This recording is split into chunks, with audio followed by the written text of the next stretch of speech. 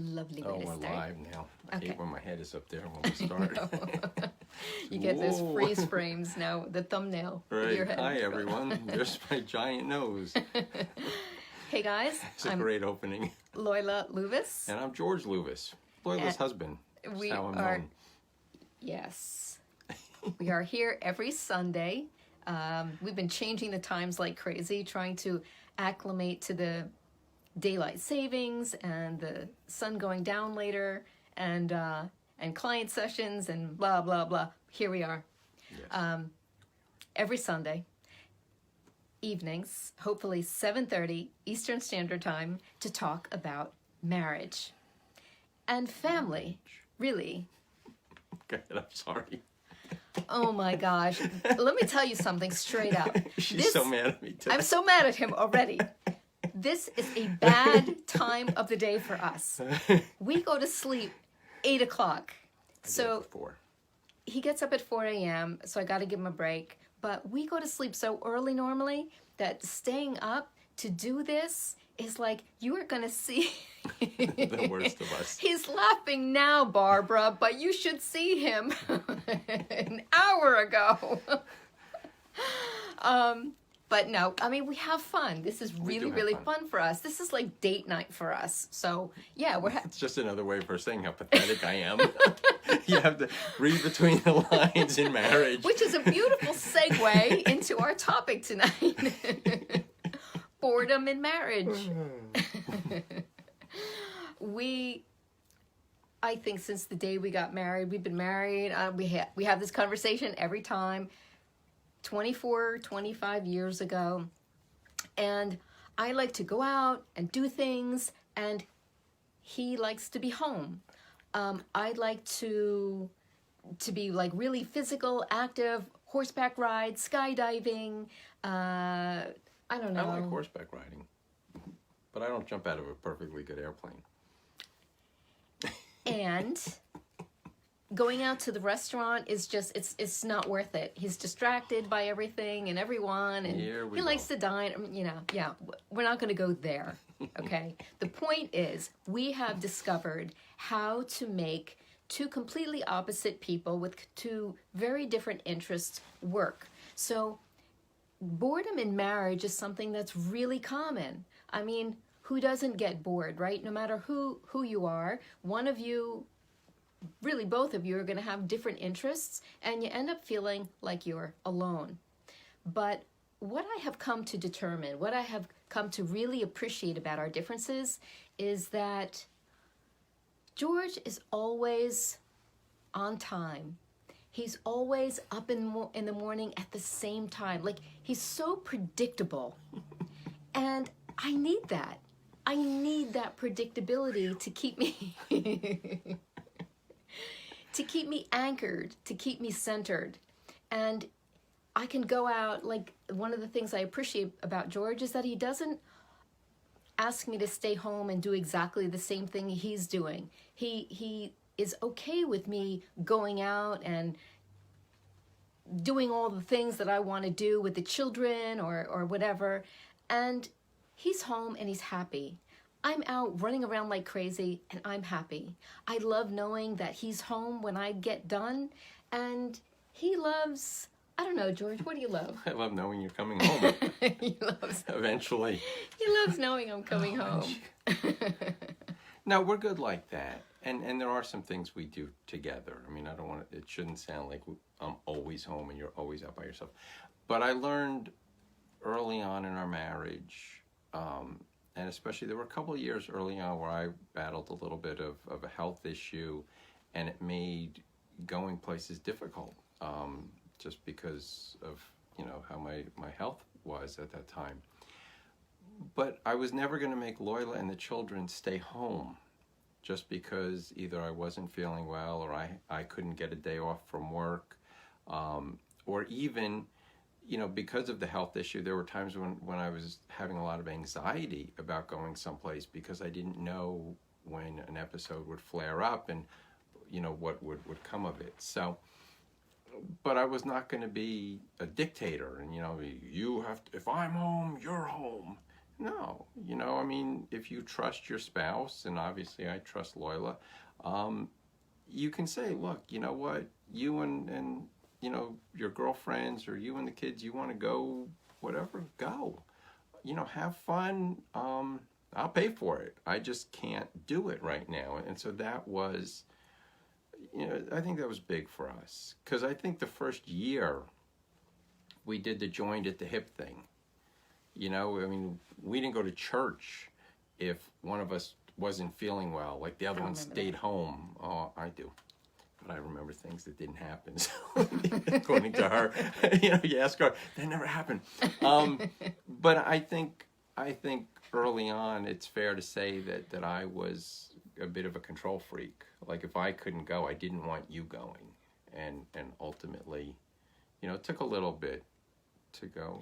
Yeah, no, go have fun. Yeah, and it takes time to acclimate, but we did, and I see couples that don't acclimate. And, you know, I think the reality is any two people who come together, they're going to have completely different cycles and rhythms and ideas about the way life should happen.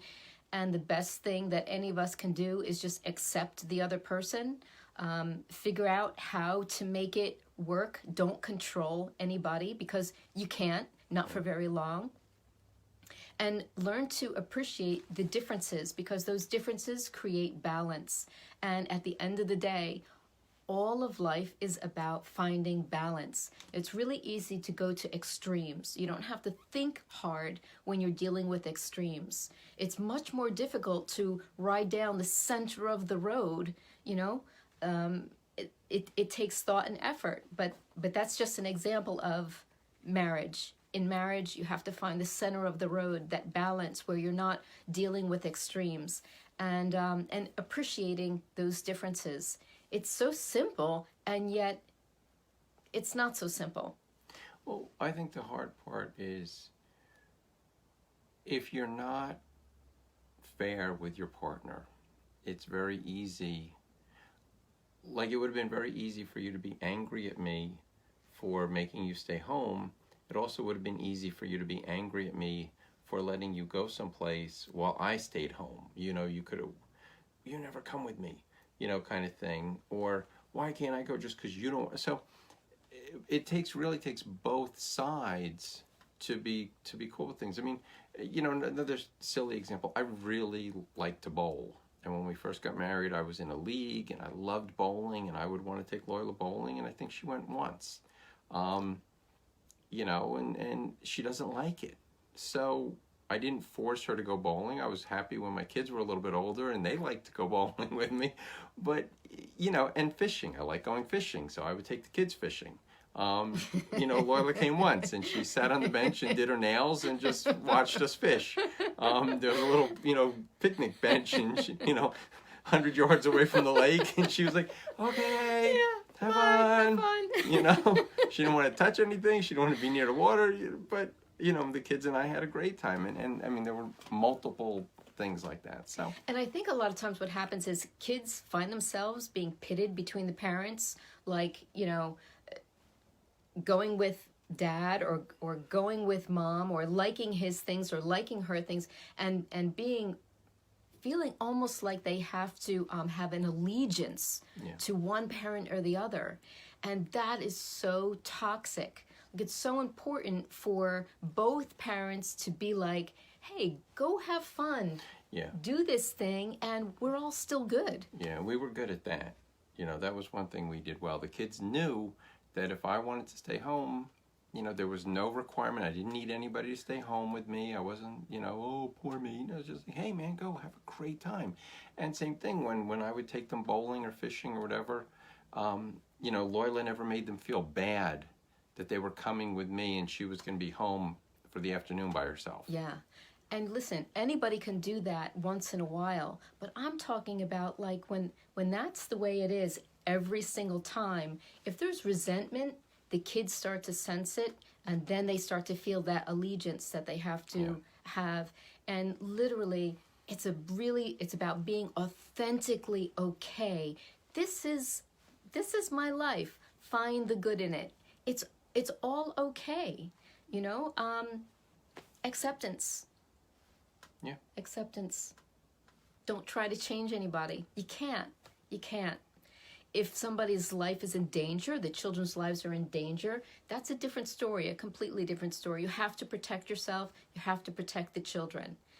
We're not talking about that. We're just talking about accepting differences Right. between two people who have committed to do the journey together and be a witness to each other's lives, which is a really cool thing. I was just having that conversation with my daughter the other day because she's like, marriage, like, how does anybody make it work? It's such a crazy thing. And it is a crazy thing if you think about it, committing to spend your entire life with another human being who's very different than you are, very different expectations, and yet choosing to do that for an entire lifetime.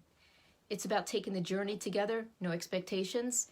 Everybody's on a journey of growth, which means you're going to change, and you accept that as part of the journey, is that you're going to change along the way, and that's okay. Like, you've changed, you're not the same person. Well, yeah. I would hope not. Yeah, right. Exactly. If you haven't changed, you're in big trouble. You're 5, 10, 15 years. Yeah. So that's it on boredom in the marriage. There's really no reason for it. We're responsible for our own excitement and happiness and satisfaction and enrichment, and then you just exude that into the family. You just offer that light and that excitement, whatever it looks like, to the family. Can I? Yeah. But listen, guys, that doesn't get you off the hook. There are still plenty of times that Loyola really wants to do something that I'm really not interested in, but I get up and I go. And I'm happy to go. I don't whine about it. I don't pout. I don't complain. I do it. And I do it with a happy, literally with joy in my heart, because I know how much it means to her. So don't think, oh, well, George and Loyola said I could stay home forever. No, man, you still have to do things that the other one likes. And you also have to not force somebody to do something they hate. Simple example, I love football. Okay? I don't make Loyola watch football with me if I'm watching football, because I know she hates to just sit on the couch and watch a football game. Right? So, she accepts that I like it, and we just make that work, but I don't demand that she do it with me. And certain things that she likes, she doesn't demand I do them with her. And then there are things that she likes that I will make a point of doing, even if I don't feel like it. Just because it's good for the marriage, it's good for us, and it's good for me to get out of my little bubble, because I could really lock myself into just working 24/7, and never do any downtime. Yeah. So balance, flexibility, acceptance, finding middle of the road, some key components. Compromise, yeah. Putting the other person first once in a while, there's a lot of ingredients that go into it, but it's really, it's not expensive. It's not really demanding. It's more expensive not to. You make your wife unhappy, man. Yeah, man. Life becomes very expensive. Yeah, right. Divorce attorneys are very expensive. Happy wife, happy life. I like that. We should end there. Okay. See you next week. Bye.